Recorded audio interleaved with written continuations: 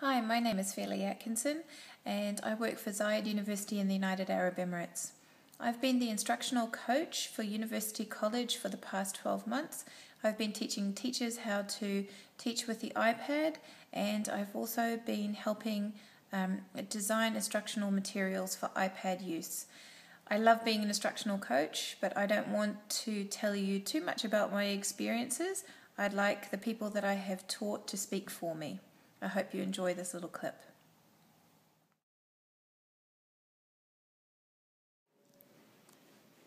My name's Marion Engin and I teach in the Department of Languages. This semester Fairlie has, on a weekly basis, has presented different ways in which we can use the iPad. We haven't just looked at the apps, we've also looked at how these apps are actually applicable to the curriculum that we're using, and also how these apps can be integrated into our writing and reading skills lessons. We've had the chance to share our own experience of using different apps, and Fairlie has encouraged all members of the department to share any experiences that they might have had, the ups and the downs of using the iPad so far.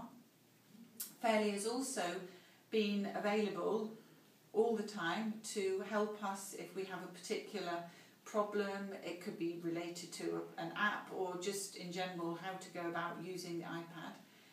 She's also been available to give us lots of support for our own teaching, but also to motivate us and to help us very much in terms of creating materials as far as the iBooks go. And she has been a model of how we can go about using iPad in a meaningful way.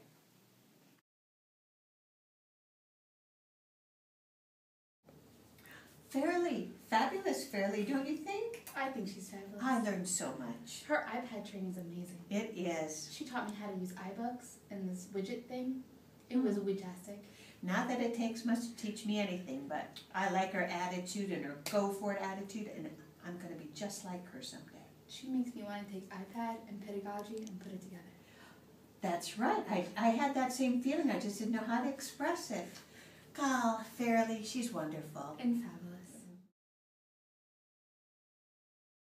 We had people like Fairlie, who was in the department. They facilitated through mediation, and we learned as we gained more confidence as we were moving ahead. Flip it. Now, I'm not being offensive, I'm talking about the classroom. I'm offensive in my own time. So, what on earth could flipping your classroom have to do with scaffolding? You can go out and retrieve other information on their device that can help them with that understanding. Whereas if you've gotten up in your classroom and delivered a PowerPoint explaining the Homeric age, you're probably reaching maybe a quarter, maybe half, but there's going to be a layer at the top who are bored out of their brains and a layer at the bottom who it's just gone straight over their heads. They don't have any prior knowledge to scaffold on. Linguistically, they can't keep up. But if you've given them a task to do outside of the classroom that they can repeat, that they can get involved in, that they can dive into and explore, that is interactive, they're involved with the device and they're involved with the content. So I hope you've enjoyed listening to some of the people in my Apple universe, and I look forward to working with you in the future.